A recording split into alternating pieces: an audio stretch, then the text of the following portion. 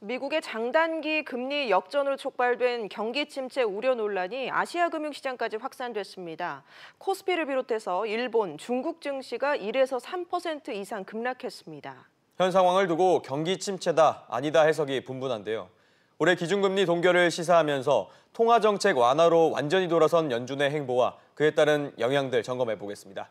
서울시립대 경제학과 성한경 교수 나와 있습니다. 교수님 어서 오세요. 어서 오세요. 네, 일단 교수님 글로벌 경기 침체 우려로 어제 코스피가 굉장히 많이 빠졌습니다. 이 간밤에 뉴욕 증시는 등락을 반복하면서 불안한 흐름을 보였는데요. 좀 어떻게 보셨습니까? 예, 한국 시간으로 오늘 새벽에 마감한 뉴욕 증시 같으면은 이제 여러 가지 금리 역전에 대한 우려 때문에 혼조세로 마감한 것으로 알려져 있습니다. 예. 지난 주말에 2008년 금융위기 이후로 미국 국채의 장단기 금리 역전 현상이 처음으로 발생했고, 그래서 경기 침체 즉 리세션에 대한 공포가 좀 확산되고 있는 상황이라고 볼 수 있을 것 같고, 그 영향이 남아 있는 것으로 보입니다. 그리고 작년 12월 1일부터 진행되어 왔던 미중 통상 협상의 향방에 대해 영향을 받는 것 같고요. 그리고 이로 인해서 아시아 증시가 전반적으로 하락 추세를 겪고 있습니다. 도쿄 증시 같으면 3% 정도 하락했고, 예. 중국 증시의 경우는 2% 정도 하락하는 등 전반적인 증시 흐름이 하락하고 있는 모습을 보이고 있는 것으로 알려져 있습니다. 그런데 교수님, 일각에서는 경기 침체 우려가 없다, 이런 분석도 있습니다. 어떻게 보세요? 예, 1960년 이후로 미국이 총 10차례의 금리 역전 현상이 있었고요. 그리고 그중에서 2008년 이후로 보면 7차례 정도 있었는데, 그 중에서 보통 5개월에서 23개월 사이에 경기 침체가 이어진 것으로 나타났습니다. 한 2번 정도 아닌 경우가 있었는데요. 그 중에 한 번의 경우에서도 1966년의 경우를 보면은 일정 기간이 지난 후에 제조업 생산이 줄어든다든지 아니면 신용 경색이 나타나는 것으로 보아서 현재 상황에서 금리 역전 현상으로 인해서 이 현상이 아마 미국 경기 침체를 보여준 한 가지 중요한 시그널인 것은 맞는 것 같습니다. 물론 반론도 존재하고 있습니다.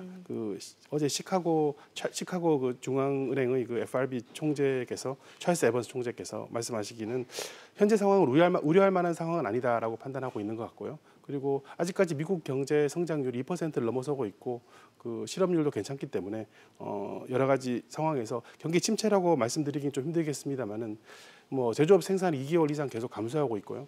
그래서 여러 가지 지표를 보게 되면 경기가 하강 국면에 있는 것은 맞는 것 같습니다. 네, 통상적으로 경기 침체 여부를 판단하는 기준이 뭔지도 궁금하고요. 미국은 현재 어떤 상황인지도 궁금하거든요. 예, 경기 침체를 판단하는 기준은 사람에 따라서 여러 가지 기준이 달라질 수 있습니다만은 일반적으로 봤을 때는 생산 활동이 부진하고 그게 지속적으로 유지되는 경우를 볼 수 있습니다.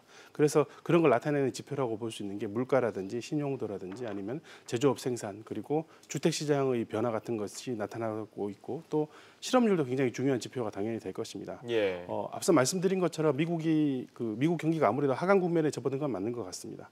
FRB가 올해 경제 성장률을 처음에 2.3% 정도로 전망을 했었는데 그걸 2.1%로 낮췄고요.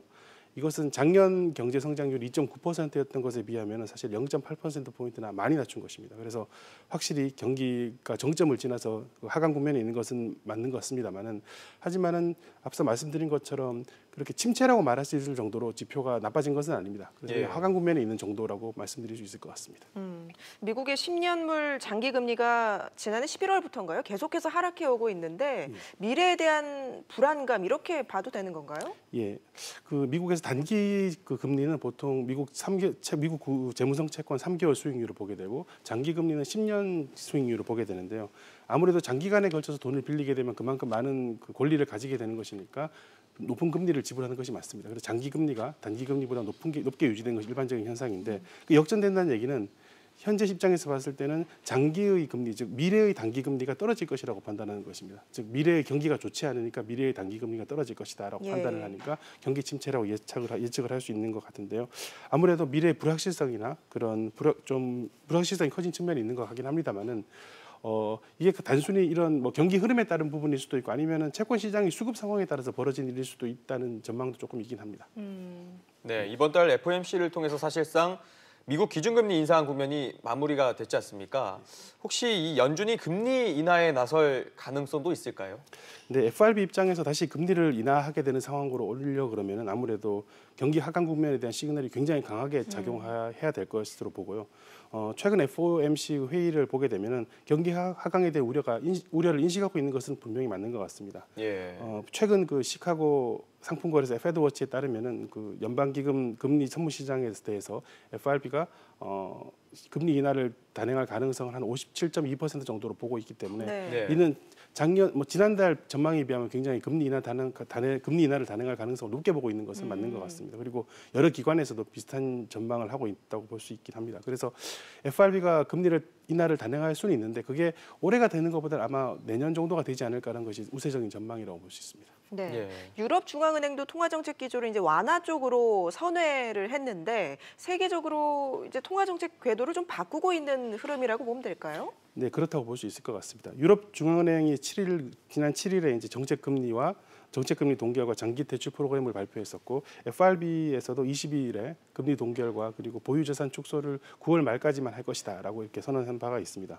아무래도 미국 FRB라든지 ECB의 그런 통화 정책에 미치는 영향이 크기 때문에 예. 다른 나라들도 유사한 정책으로 돌아갈 가능성이 크고요. 실제로 스위스 중앙은행 같으면은 지금 마이너스 금리를 유지하고 있는데 그 상태를 계속 유지하겠다고 발표를 했었고 영국의 영란은행 같은 경우에서도 0.75%의 금리를 유지하겠다는 발표를 했습니다.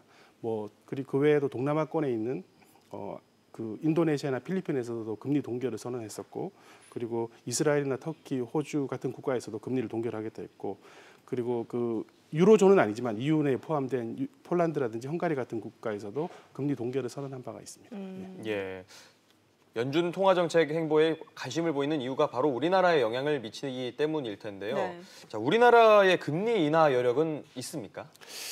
한국은행 입장에서는 미국의 금리 인상 랠리가 마감된 점을 굉장히 다행스럽게 생각할 것 같습니다. 왜냐하면은 작년에 우리나라 경기는 미국은 굉장히 호황이었던 반면에 좀 하강 국면으로 접어들었었기 때문에 이를 막기 위해서 금리 인하를 시켜야 되는 게 아닌가라는 의견이 있었음에도 불구하고 반대로 오히려 한미 간의 그 금리 차이 격차가 벌어진 것을 막기 위해서 경기 인하에 대한 어떤 하강에 대한 우려에도 불구하고 좀 금리를 따라서 인상시킬 수밖에 없었던 상황이었는데 예. 이제 그러지 않아도 되는 상황이 됐으니까 좀 걱정이 줄어들긴 했습니다만은 그렇다고 해서 미국이 금리를 인하시킨다 해서 한국은행이 금리를 인하시킬 가능성은 그다지 높지 않다고 생각을 합니다. 예. 일단은 한국과 미국의 현재 금리 차이가 0.75% 정도 차이가 나고 있고요.